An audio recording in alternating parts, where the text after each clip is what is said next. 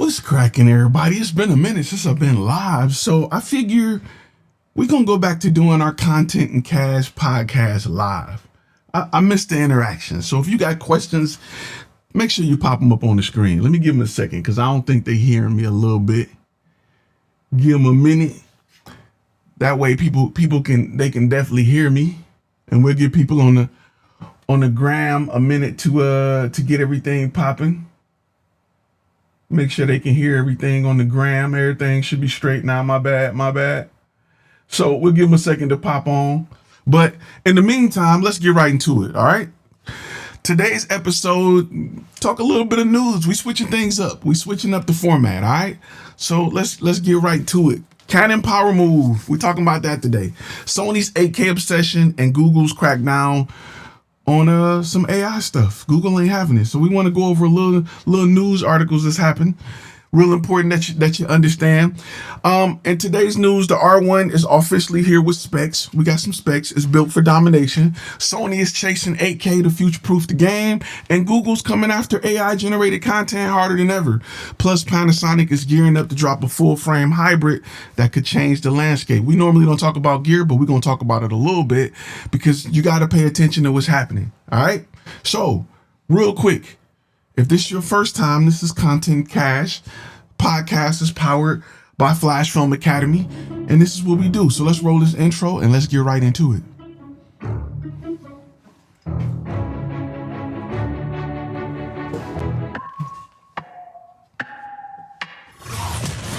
You're listening to Content and Cash, a FlashFilm Academy podcast. If you want to learn how to take pretty pictures, this is not the place.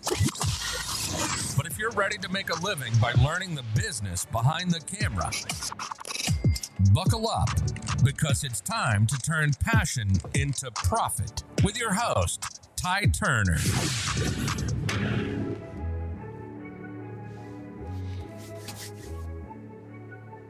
Let's get this thing on the road. You know what? The goal is to make these short and sweet. So we're going to punch you in the throat. We're going to start off by punching you in the throat.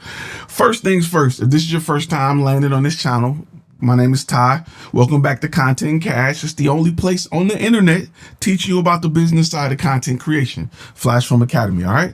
So this podcast, we're going to just go over some light news topics. We're going to answer some questions. We're going to punch you in the throat, and we're going to let you be on about your day because I got things to do, and I'm sure you got things to do too. So let's jump right into the first segment, which is about current news that's going on in the industry that you need to be aware of. First things first, Canon specs, thanks to Canon Watch, have been the R1 specs have kind of been leaked a little bit. The things that we do know is it's going to be 8K 60 raw, internal, of course, stack sensor, and it's going to be about $6,400. Do you even care? If you're an Alpha 1 user, do you care? Let me know in the comments. I mean, the thing is this, Canon is going after hybrid shooters. The question is, last time Canon offered us a lot of features like this, it was some limitations like heating issues. Who knows? I'm sure Canon got it figured out, but we're going to see. Number two is the A7S Mark IV is in development. And this, I like to cite sources thanks to Sony Alpha Rumors, but it's expected to be 8K and available this year.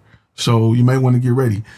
Sony is chasing 8K right now. I like the 4K stand, just me, maybe 6K. I think 8K is overkill, and it's going to kill a lot of y'all workflows. Y'all don't understand how big these files are until you start messing with them. Next is Google search. Very important, right? Because they're talking about how they're going to start ranking AI content, ranking AI images. And to make a long story short, it's going to be listed as low value in the new SEO guidelines. So if you got an SEO guy, he may be telling you to stay away from AI generated content because organic reach just got a lot harder for the shortcut guys who want to use AI to help boost things. They didn't say anything about creating articles. They said when it comes to visuals. So I don't know how they're going to be able to tell, but it is what it is. Next thing up is Panasonic. Yeah, they teasing a full frame hybrid for 2025. It should have now this is from Panasonic Rumors, built-in ND filters, modular design, and it should be a beast. Anybody who used Panasonic know that they're the video side of things, photography too, but the video side of things is killing it, right? They know that if you had a GH anything, it's more than held its own. So They're coming out with a full frame hybrid shooter. Get your money ready. All right. Now, I like to talk a little bit about cameras every now and then, but most importantly, we're going to talk about why chasing specs is going to kill your business. You got to talk about strategy. Chasing specs is the fastest way to go broke. But first, you know what we got to do? We got to talk about stuff we have available here at FlashFilm Academy, and that is the free capture and convert kit.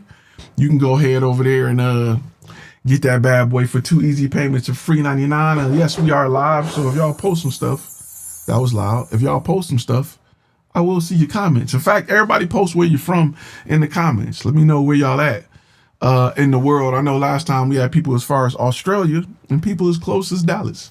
So go ahead and check it out. Anyway, let's get to the next topic. One of the questions, and we get questions that pop up in the academy, and I like to make sure when we have these questions, I like to bring them to your attention. So first things first, we got a question that was posted in the community that I want to tackle, and then we have a question from our question of the week that we gonna talk about. So one of the key things really when we get people who are building their business and they're coming from a place of not understanding the systems that we put in place here at FlashFilm Academy is they don't understand how to present value, right? A lot of content creators think new gear is value for the client, but what sold you on the gear won't sell the client on your services. So we got to make sure strategy is always number one. Had a good talk with a friend of mine. We were talking about AI today and just talking about how it impacts content creators like me and you, right? Who do this for a living. And to be honest with you, it shouldn't really impact you. You should be using it to get ahead. You should be using AI right now in its infancy to do great things. And if you're not doing that, it's because you lost in the sauce and you got to get with it. If you're not using ChatGPT for your business almost daily, you behind. You behind. There's no other way to put it. And you got to understand that those are the tools that's going to help you. You can't shy away from it. You can't be afraid of it. You can't think that it's going to take your job. It needs to be your bionic arm until it can handle more workload. And then you need to be the guy to write the prompts. All right. So keep that in mind. Don't be afraid of AI. It's a tool that you should be using. Going out buying the latest and greatest gear, of course, won't help you. But what will help you is understanding who your target audience is and creating marketing content to go after that target audience. And you can use AI to create a lot of that. So I think it's important that we just change how we think, because a lot of photographers and videographers are panicking due to what AI is bringing. So the question I have for you, which is a little bit on topic but off topic for the comments section, is what one piece of gear did you buy that didn't change your income? And I know you probably got a lot that you can list, but I can name quite a few things that I just had to have, from wireless follow focuses to jibs that I just had to have that brought me nothing. I'm just being honest with you. Wireless, or not wireless, but we had wireless transmission systems and steady cams were great. The YouTube video sold me on it, but how often do I use it with my client is the question. And that's the question you should be asking yourself before you purchase anything. All right. So up next, we got our question of the week, and you can actually go here to get the question answered. I'll give it a second to pop up. You can actually go here to get the question answered, but I am going to play the question. It's from Carlos, Brothers of the Lens. Good looking out. He always step up and support. He always represent. And we're going to play his question. Hopefully you guys can hear it.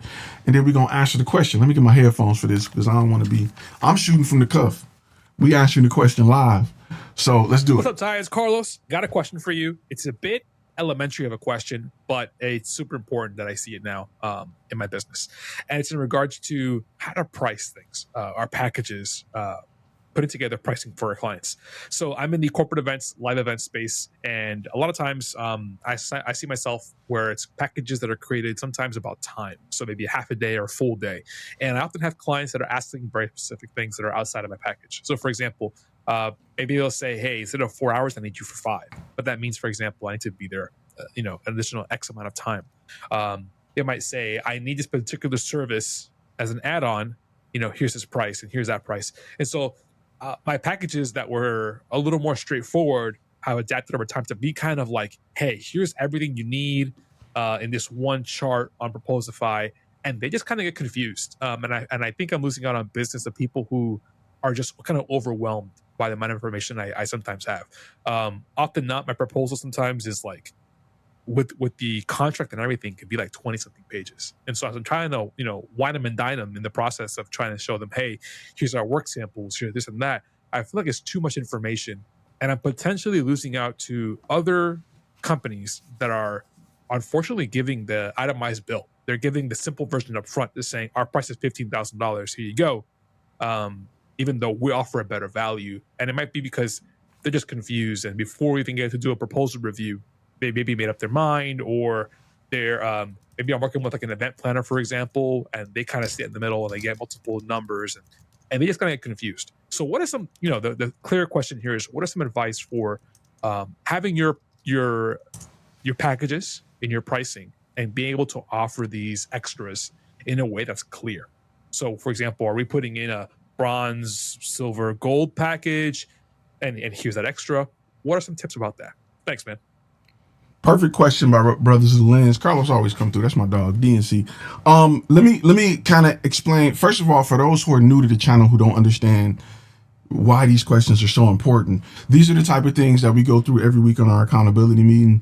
And we have these discussions depending on what niche you're in, what client you're working with, and you're getting feedback from not just myself, but from others who are in the industry, who are working alongside of you, maybe in different locations, who may have similar niches or different niches, or tried that niche or worked in that area, who can give input on, what you're trying to do. So important. Big shout out to New York. Good looking out. So let me start by saying the way I do things and the way we kind of teach things, especially if you are a module 1 user, which he is, so I know why you're asking this, but I'm gonna play along anyway. I just wanted to get a chance to just drop that real quick for all my members who are doing it. But let me give you the simple answer, right? We want to make it simple, stupid. Simple, stupid. And what I like to do is I like to break down my proposals where we talk about the process. So pre-production, production, post-production. My upgrades are not one big package. So I don't just do I may offer a gold, silver, bronze, but just like when you purchase items from Apple, you don't just take a huge step up. You upgrade RAM until you say, you know what, I might as well go with this better processor. Or you upgrade onboard memory. You upgrade, different things about the computer before you get to the final product. And my proposal worked the same way. So pre-productions, we have a set of upsells, like us writing it, us proofreading it, us taking content you already have and adapting it to video. So we have different upsells based off each section of the process. So we got pre-production upsells, we got production upsells like teleprompters, hair and makeup, things like that. And then we got post-production upsells. Are we writing descriptions? Are we creating thumbnails? Are we writing articles? Are we posting it? Are we hosting it? What are we doing? Are we creating vertical cut down versions for your social media? Are we, changing the graphics up? Are we creating different versions for different audiences? So everything that I have within my portfolio or proposal, can be broken down by the process and the changes that are made within the process. Just like, as soon as you go to McDonald's and you order a chicken nugget, the next question, even if you say, give me the chicken nugget combo, the next question is, what sauce do you want? Not even what drink do you want? So they have it built in so that their sales reps know what to ask based off what you order. And my proposal is set up that way, or at least when I am working with the client and I'm going through that's why I say process is so important. A lot of people who want to sell these big ticket items to clients don't understand the process. They don't present the process to the client. The client don't know where we're going. They have no idea. They just know they have a problem. I'm bleeding out. And it's the same thing when you get in the back of a EMS truck or an ambulance and you're bleeding out. You don't care how the problem is solved. You want to know the process, but you don't care. You just want to live, right? And your client, the big ticket clients that's looking to spend the money you want to make, have a problem. They don't just need photo. They don't just need video. They need the result of that content. And if you don't challenge them or meet them at the problem, you're going to be selling pictures and nobody's buying pictures anymore. So you got to meet them at the problem and you have to build your solutions around their problem and the upsells around their problem. That's why niche is so important, because you can't fix everybody's problem. You got to pick a problem and fix it and be good at it and charge top dollar for it. And that's how you make the money you want to make. I can't make it any simpler than that. So the way I like to do it is throughout my process of my proposal to a client, there are upsells that are built in every aspect of that proposal. And depending on the type of client that I'm working with, I have specific upsells that's only for them. Right? When I do headshots, we have the executive level headshot. I'm not going to put that upsell on a proposal. I'm doing a testimonial video. That doesn't make sense. So based off the 5 products we offer, my upsells are on proposals based around those 5 products, and that's it. Some of you guys do too much. You can't articulate what you do. There is no, or in business terms, there's no SKU number associated to that service, which means it's not a developed product yet. A lot of you guys just can do everything. You want to exchange it for money, and you haven't developed the product yet to pitch it to clients. And that's why you guys are having a hard time trying to pitch certain things to clients, because you've never developed the product. You're just saying, I can do that. How much should I charge you to do it? And that's the conflict you're having in your head. Instead of having that developed, where you can focus on listening to the client and understanding their problem so you can provide a better solution, you're stuck on trying to figure out, how can I make what they need worth what I want to make for it? And you lost in the sauce. It happens all day, every day. And I see a lot of people who, I'm not going to say they don't put themselves in a situation to win, but they don't, because they're focused on pricing instead of focusing on providing a solution. And a client can tell. A client can tell when you're knee deep into solving their problem, because you're doing it before you even get paid. Whereas, the rest of the guys are looking for, they're just trying to figure out, well, how can I make this worth the money? Let me say it's going to take 10 hours. Let me say it's going to take 5 people, instead of building up a business around solving a problem where you have proof that this is the problem you solve. And when they're ready, they can swipe the card. When you go to McDonald's, you don't go there for proof that they can make burgers. You know they can make burgers. You know they can make food. They got pictures of it. People are leaving. You've seen commercials. You've seen marketing. You go to McDonald's and you buy from McDonald's. You don't even question anything. Like, you don't even look at your burger. You just take it out the wrapper and just bite it. That's how much trust you have in a company that hire, you could say, people at minimum wage to create something that you have to digest. Like, that's a lot when you think about it. Like, these aren't doctors and lawyers that's getting paid top dollar to make sure your burger is pristine. This is the least amount of money I can pay a human being to work legally in America, that's making a burger or some food that you're biting into without even looking at. That's trust. And they've spent 50 years building that trust. And a lot of you guys want to sell stuff and you have no trust built into your brand. And and people are looking at you like, I don't understand why I should give you this amount of money, because you haven't provided enough trust. And in this industry, we're not providing anything tangible anymore. Pictures aren't tangible, right? It's not like I'm handing you something for your money. I'm delivering something to you that's digital. So you have to provide more trust than ever, because a client don't have a tangible thing that they can hold and say, I got this from you, unless you're still handing out thumb drives, which is backwards in 2025. So the most important thing with upsells is that, one, you have the trust because you have the brand to allow clients to want to upsell with you. And 2, we want to make it simple, stupid, where our upsells are tied to the process and not the product. Tie your upsells to the process and not the product, if that makes sense. So that way, when people are, whatever product they choose, going through the process of that product is where you'll give them upsells. So, you're not upselling somebody and they haven't decided to purchase with you. Usually the upsell, and if you look at a lot of ClickFunnels, right? They bring you in with a low offer, right? With a qualifying offer. They sell you something for $1 to then sell you something for $30, because they know if you open your wallet for $1, you're more than likely to open your wallet for $30. And if you open your wallet for $30, you're more than likely to open your wallet for $100. And it keeps going up until you have a cutoff. And that's what a lot of really good ClickFunnels do. They bring you in on some $27, it'd be $19.97. They bring you in on something cheap, and they always give you upsells once they got you and got your credit card out, because they know once they break the seal, once you trust them, then they can upsell you. So with our businesses, a lot of times, a lot of people, and this is something that I see for those who don't understand business, they don't invest in brand. They think it's all about gear. They don't invest in the right gear, the right clothes, the right items to show value in ways that they may not be able to see, because they're not the user or the buyer, or not in that position to understand why it's important to have somebody who's holding a package, wear a brown outfit on your door for you to open the door. You're not going to open the door if you don't see a brown, if you look outside your window and you see a guy knock on your door and he's in an all brown outfit holding a box, you're going to open your door. You're not going to think twice about it. That's trust. That's why UPS pay the money they pay to get a brand, to have a unique color, to have a unique brand, and market to you so that you can trust them when they knock on your door.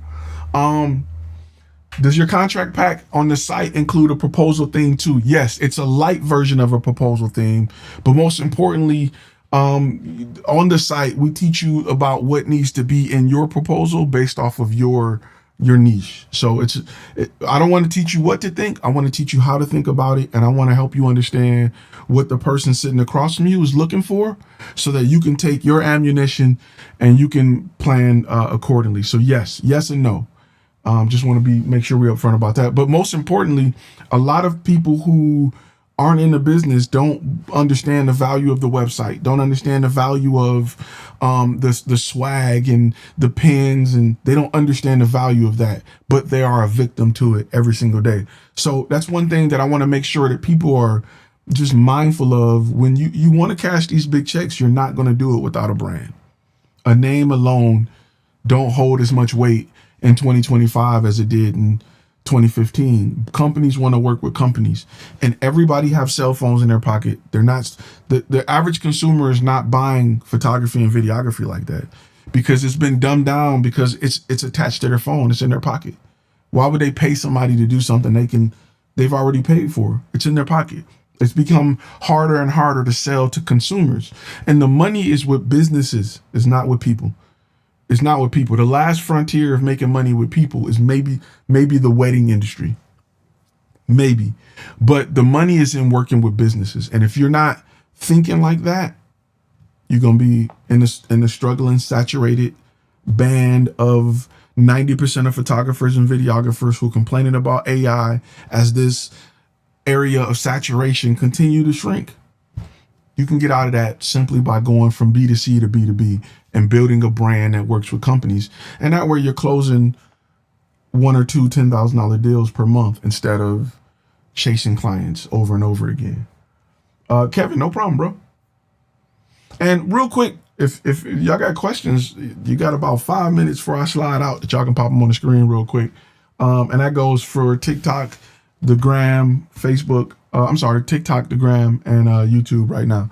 So real important that you start to think about it that way. And you just listen, with business, you don't know what you don't know, right? People think I can just take this street knowledge and just go do a business, and it don't work like that. Don't believe movies that make you think because you can sell a controlled substance that people are addicted to, that you can go right into business and everything is the same, because it's not. And you need to be mindful of that as you grow your business to go after B2B clients. They have a different set of parameters that they look for. Just like, I'll give you an example. We have members who are working with VA contracts, right? They're working with government contracts. The parameters that the government require from your business are different than working with a traditional B2B company. The government require a list of things you need to have in place before they will accept your contract or allow you to bid on a contract. It's completely different than if I went to go work for the city or the county. They just have different parameters, and different businesses that cut different levels of checks have the same thing. And if you don't walk in there understanding what those are, you've already failed. If you don't walk in the door understanding what my business need to present to this client to even be a contender, then you don't stand a chance. And a lot of people are intimidated by that because they ride and past these businesses and they see these companies and they don't know, how can I as a photographer, videographer walk in the door and work with that company? Those are some of the things we teach you here at FlashFilm Academy, because it's not what you think. It's not what you think. And if you are John Smith Photography, and you guys heard me say it before, it's not gonna happen. So real quick, that contract pack is available here if you want to check it out. With that being said, I'm not gonna keep y'all all day because no more questions popping up. We good. This episode of Content Cash has been brought to you by us over at FlashFilm Academy, of course. This is what we do. And this is all we do. So when you're ready to go and get the bag, when you're ready to understand the business side, hey, go ahead and join FlashFilm Academy. I'm gonna end with this, and it's true. There's no way you can hear me say this and then not sting a little. Every business around you need content every day. Why aren't they hiring you? When you're ready to answer that question, you come and join FlashFilm Academy, because that's where the money at. That's the part of the industry that AI is not going to take over. It's the ability to provide a solution. AI is providing solutions, but it's not providing the whole package. That's where you should be using it so that you can provide the complete solution to your client. With that being said, I will see y'all in the next episode. You've been listening to Content and Cash, a FlashFilm Academy podcast. Make sure to subscribe to the YouTube channel and go to our webpage at www.flashfilmacademy.com.